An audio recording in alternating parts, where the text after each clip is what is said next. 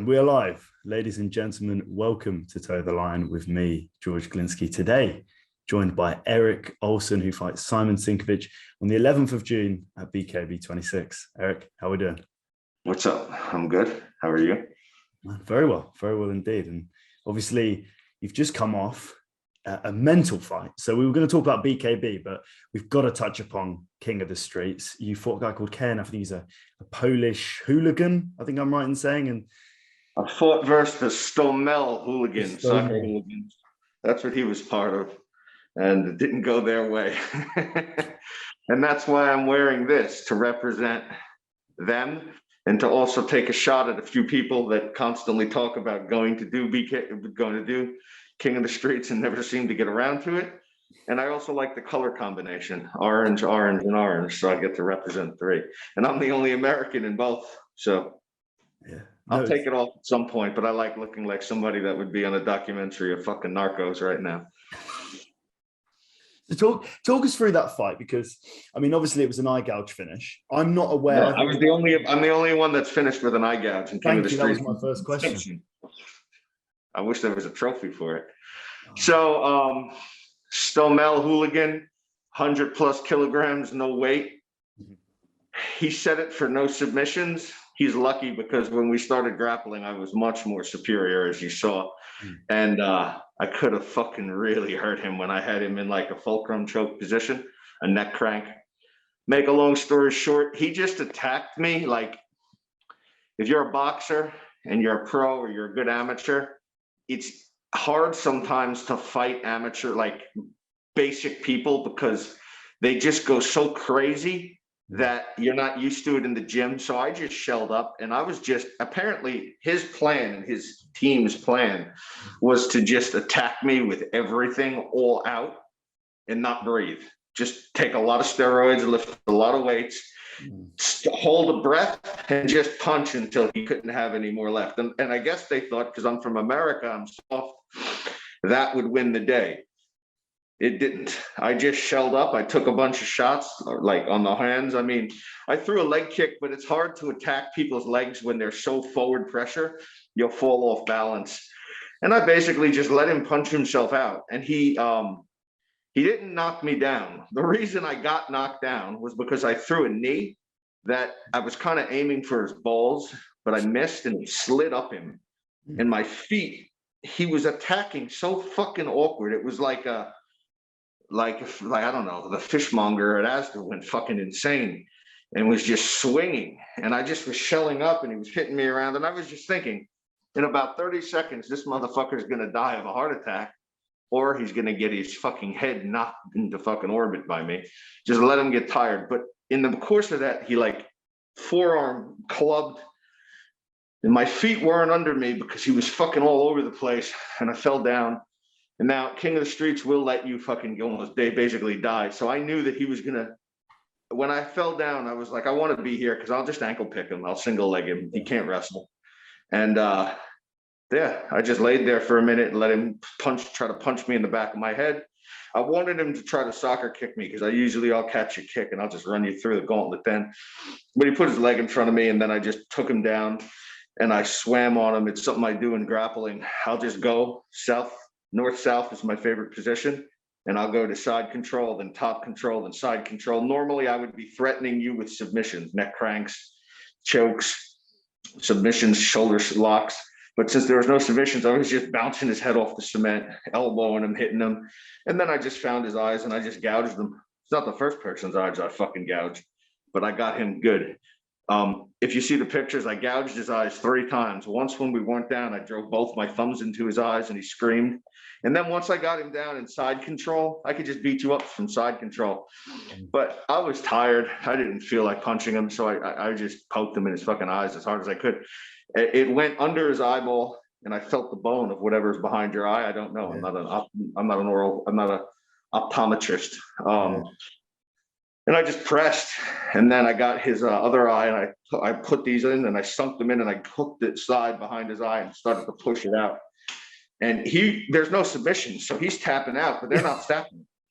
So I'm not stopping it. I was about to spit my mouthpiece out and bite his nose, but they called it, And it was the first eye gouge finish, and it is such a renowned thing because 90% of the hooligans love it. Yeah. 90% of the hooligans love that violent shit. They're great.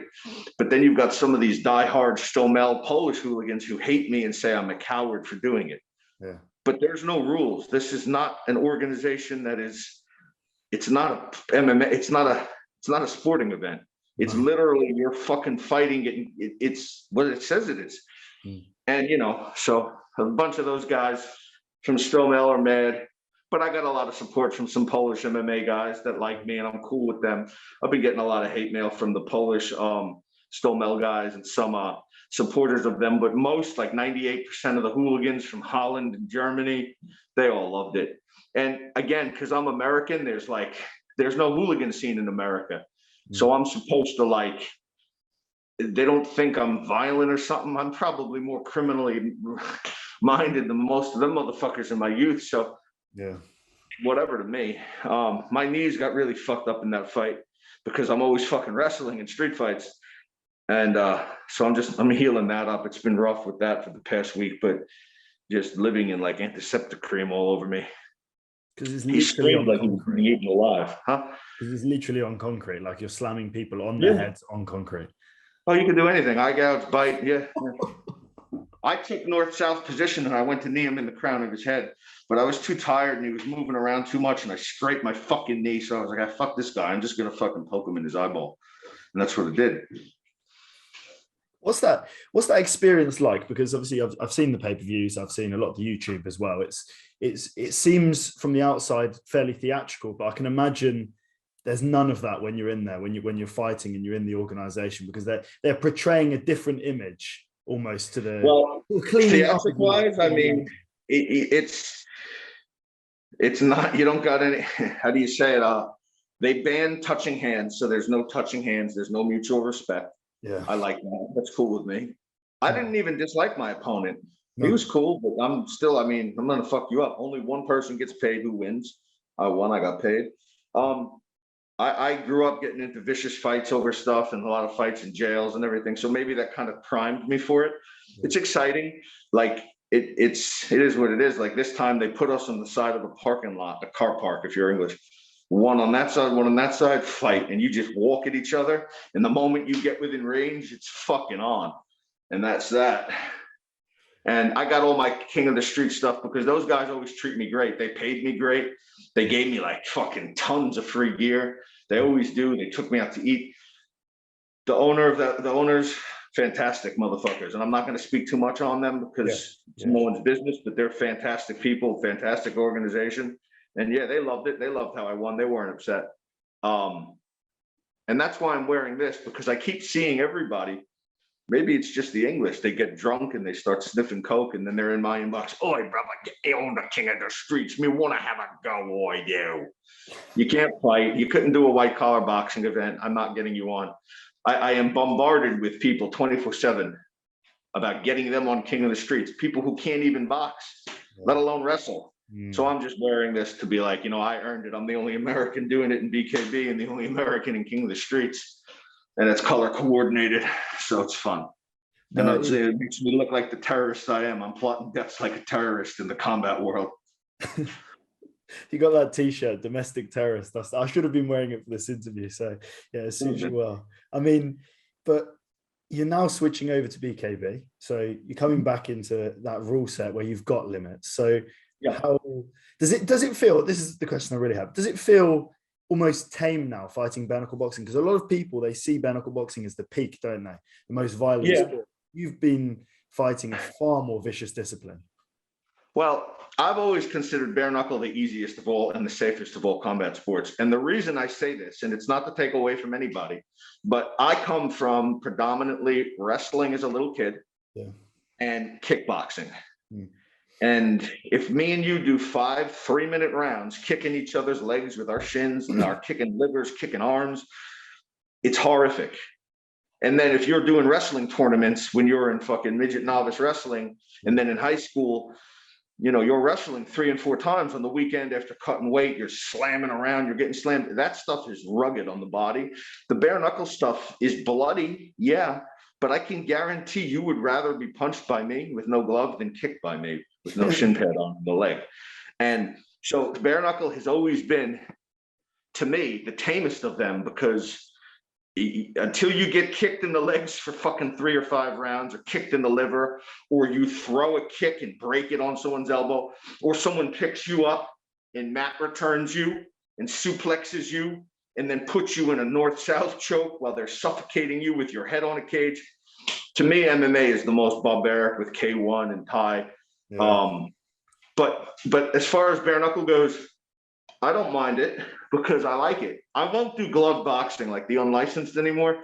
That's too boring. I want to kick everybody in the legs, and I don't have with the no gloves on, I can't cut somebody up. So it's boring. I'm not a great glove boxer. I'm not a bad glove boxer, but that's not my thing. I'm a kickboxer that wrestled, a wrestler that kickboxing. So I'll do the MMA. I'll do the kickboxing. I'll do the fucking death fucking shit in King of the Street. I'll do the bare knuckle boxing for BKB. But as far as unlicensed goes, I'm not really interested. And then in bare knuckle, I don't really feel the need. I mean, I do want to throw kicks a lot, and I do want to slam people a lot. But I can control it because it's kind of like, I know if I set something up, I'm going to, like Tomati Hodgson when I erased his face. You ever see that movie Face Off with John Travolta? I haven't seen it. His face off. Well, so that's like my don't kick, don't slam, just keep calm and remove something on their face. So it's cool. Yeah, Szynkiewicz, Szymon, however you would pronounce his name. I know him pretty well. I was going to say, because you guys, you've both fought in Vittori, you've been around the sort of similar circuit. So how well do you know him? I assume you've met before. I assume that is correct. Yeah, we're cool with each other. This isn't going to be a bad blood fight. Okay. Symon's a good guy. He's Polish. I like the Polish. I train with the Polish. Fighting the motherfuckers, they're tough. Yeah. He lives in Norway. I like that because, like, I guess 500 years ago, my Norwegian Viking ancestors were killing all the English people over here, the Vikings. So that's nice. But I know Szymon from Vittori. We hung out for like 3 days before the tournament, and we would eat together and hang out. And we thought we were going to meet in the finals. It didn't go that way because I got put. So Symon's a real good grappler. Yeah. Symon's a tough fighter. You don't want to fight Szymon in an MMA or Valetudo. He has no ears. Anybody with no ears, if they grab you, you're going to get fucked up. Yeah. And he can fight. Like, he's not a boxer. I think I'm much more technical, but he can fucking stand there and lay you out if you let him. I mean, he will fight you. He's that guy that will outfight a boxer in a boxing match, if that makes sense. Yep. But I was hanging out with him. He gave me his information to come over to Norway and train. This was a few years ago when I was in Germany and then I was in Poland. His team's cool. I put something up that I was going to walk over him or roll over him. Then he put something up when he got promoted to a brown belt. Say, come roll over me. Mm-hmm. I mean, he's a leg locker. I'm not. I'm a neck locker. My thing in wrestling is I can hold my own with purples and browns. But usually a brown will submit me. Yeah, I'd say, depending on who they are and what their wrestling is like. But it's a bare knuckle fight. I don't think he's got anything of my caliber with the boxing, especially now that I've been working with Michael Kennelly. I still work with Szymon at Fitness Factory. But it'll be one of the rare fights as of late that has been I'm not going to say friendly because I'm going to try to knock his fucking head in. Respectful. But friendly. Like, I'm not going to spit in his face like I did to Carl. I don't dislike Szymon. Yeah. I don't like Carl. He's a bitch. But you've got a really good setup because obviously you're well, I assume your main sparring partners with Ryan Barrett still. You're still sparring with Ryan, and he's obviously Symon's last opponent. So you've got almost. I haven't almost got the advantage. Ryan and me give each other brain damage. We've sparred so much in our sparring sessions. If you would see me and Ryan and me and Ricky Nelder spar. It looks like something you'd see on like HBO boxing on a fucking Friday night. Like it's vicious. I haven't sparred him in a while. Okay. I will because we're cool, but we sparred every weekend for like a year or so. Ryan's a training. Ryan's cool with me. Ricky's cool with me. Those guys are great sparring partners. But as far as what Ryan can tell me, I really wouldn't ask because when I fight people, I don't really want to be told what to think, because then I'll have an idea of what to expect, and it changes in the moment. You know, he's a brawler, but he's not sloppy like this guy from Stomel that I just fought. He's not going to bum rush and punch himself out. He's been around enough to know what happens when you do that. So even though he's looking for a heavy overhand, he's still trying to set it up in his own way. So I'm excited for it. And it gets me down. You know, I have a target in my mind in BKB at 95 kilograms. So this fight's at 95 to 97. So that puts me back down. I can't keep fucking being this fucking fat. It's fucking miserable. I assume that target is Anthony Holmes. Yep. Me and Anthony Holmes, he put up a post on BKB a while ago of title at 95 kilograms. Anyone wants it? I want it, motherfucker. And it's no secret to anybody on the scene. Me and Anthony were set to fight. And then I was set to fight all of his stupid town. And I still am set to fight all of his stupid fucking town. And he could fight, and that's that. And I'll get him sooner than later. You know, my opinion is beat Szymon, and then I'm sure they'll give me someone else to fight. And then I'll beat them. And then I'll fight Anthony. And my opinion is Anthony's so much of a boxer, he's the opposite of a Carl. Where Carl just hugs you and holds you. It's hard to box a guy like that. He makes it into a scrappy fight. Anthony is intent, and he's clean, and he's technical. And I think I fight better. Like you said, I live up to like the level of my opponents, which is true, and it's not an insult. I can get drawn into what they do.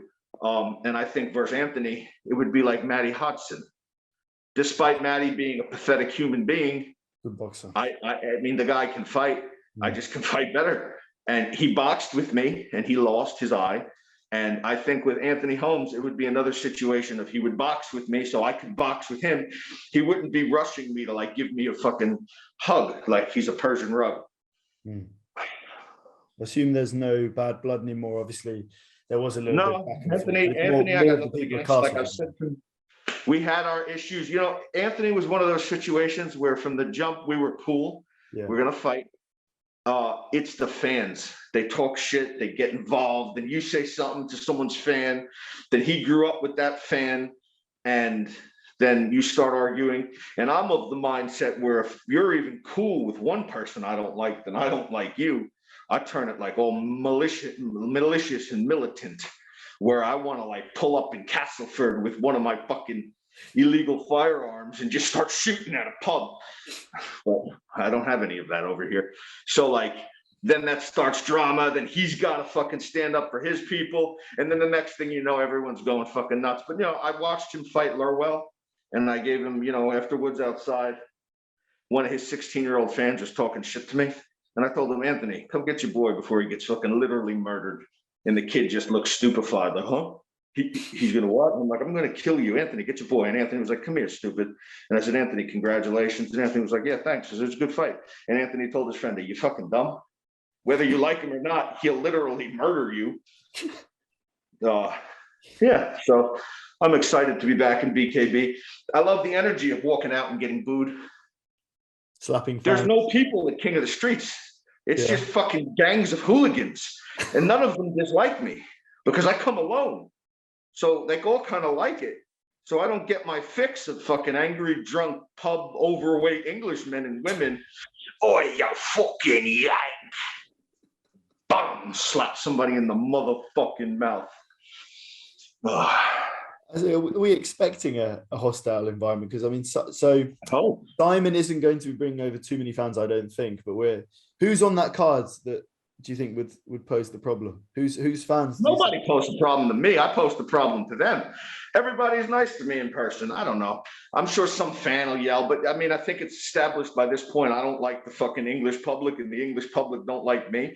And parts of Poland that are related to Stomel don't like me. So I just hope there's a lot of fucking people there yelling, and I hope somebody gets real close to that Jurassic Park divider so I can slap another motherfucker in his face. That's why they got that divider. It isn't to keep you away from me. It's to keep me away from you. Yeah. You're not in this building, you know, I'm not in this building with you, motherfucker. You're in this building with me.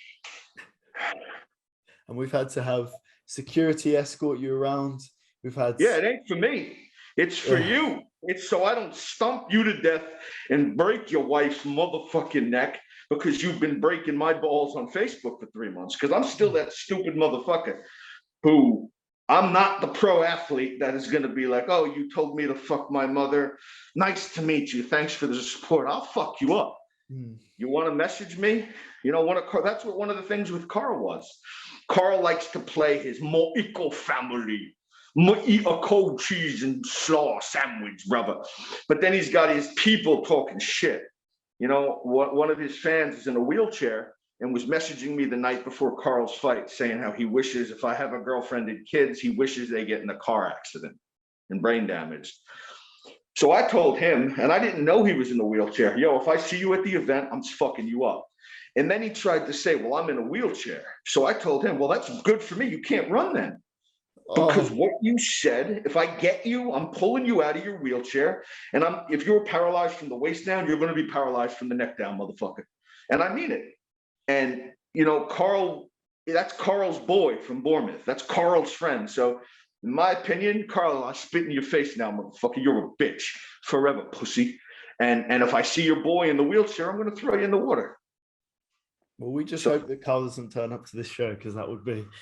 I'm not worried about him. He's not going to do anything. You know, there's still that element of safety with me. Yeah. And Joe and Jim, like they know I won't fuck someone up like the fighter in the back. Like me and Sean George, we don't like each other again. The little drug addict, the little Welsh drug addict who wears pewter crosses like he's a 5-year-old watching Chris Angel on TV. The guy who got literally embarrassed by Dan Chapman, who everyone was saying, Sean's a legend. He's got 90 BKB fights. And you couldn't even touch a guy with none. You know, Sean's a bitch. I turned his face into literally mush for 6 rounds. And I lost the decision, don't know how. But we don't like each other. But when he sees me, he just pretends he doesn't. And he don't say nothing to me. I don't say nothing to him. So it's whatever. It's not the fighters. Like the fighters or whatever, they don't really want any problems. They know I could actually hurt them. It's the fans. And the fans are another bunch. They're never really anywhere to be found because I'm always walking around drinking orange juice after the motherfucking fights. Say something. Tell me something. I'll lay you the fuck out. So, there's a guy named John Brown who's been complaining he can't watch the events anymore because I'm on it because I give the company a bad name. John, I'm so happy I took away your fucking ability to watch PKB when I'm on it. That makes me a happy motherfucker. Go fuck your mother. That's exactly what you get with Eric Olsen, ladies and gentlemen. A people person, first and foremost, and a man who loves his fans. So yeah, that's to be expected. So I don't want any fucking fans. I was going to actually, my last question, as always, would actually be, why should people tune into this fight? But I guess you're just going to say, don't tune into the fight. I don't give a fuck what you tune into. Tune in to watch me fucking hope. Maybe you hope that he hits me and I die. You know, maybe you hope that I hit him and he dies. Maybe tune in for that. You know, I think there's a lot of pussies in the BKB world with the fans. They say things like, "Oi, brother, me love seeing that mutual respect." You go to a bare knuckle boxing match to watch 2 guys shake hands? No, you don't. You go there because you want to see someone get fucked up. But then you're a pussy and you don't want to stand by that. So then you want to say, "Oh, this is what it's all about, brother. It's the mutual respect it is." No, it ain't. So, you know, they want to see me get hurt. And then I never get hurt. I mean, realistically, I lost the fight against Carl because, in my opinion, the judges are crazy. And whatever, it happens. No insult to the company. You can only watch a fight live once. You're not sitting on your couch with rewind. So I got no issue with that. That's the way the judges felt. So be it. But, you know, I didn't get hurt. I wasn't the one who couldn't do an interview after. But this is why people would want to tune in, because you want to see me get my fucking mouth shut. Maybe Szymon can do that. I don't think he can. I think it'll be a technical brawl, personally. I don't think he's going to be sloppy. I think he's tough. And I don't think he's going to sit down and give up. I think he's going to lose his face systematically. And yeah, he keeps saying he wants to drink with me after. I don't drink alcohol. I drink orange juice. So maybe. But yeah, there's no bad blood there. I've been training heavy with Michael Kennelly, and I've been kind of keeping stuff quiet. I got all my Facebooks deleted. Yeah. I've made about 90 new Facebooks, which all got deleted. I'm blocked on Instagram right now for fucking 2 more days. So I've just been training and eating. I need to stop eating now and train more. Where's the weight right now? The fight's at 95, 97. The weight's like 106 kilograms. So it's easy to me. I just bring that down. Like I said, I don't miss weight. I could do crazy shit. I've done it before, but a month is, being 10 kilograms out in a month is not a big deal to me. Just no fucking Kipling's cakes and all that in the middle of the night. Mr. Kipling's. I've got to take all this off now so people could see my fucking beautiful face before the fucking interview's done. The face that doesn't get fucking any damage in bare knuckle fights because he's just too slick and he doesn't get hit. This is also the first time I've seen Eric's face as well. So how's your eye, Matty Hodgson? He's still upset talking about that. But yeah. So finally, only I can wear this King of the Streets thing. Only me, because I fight on King of the Streets. If you don't fight on King of the Streets, don't wear the fucking bandana. I'll beat you up if I see it.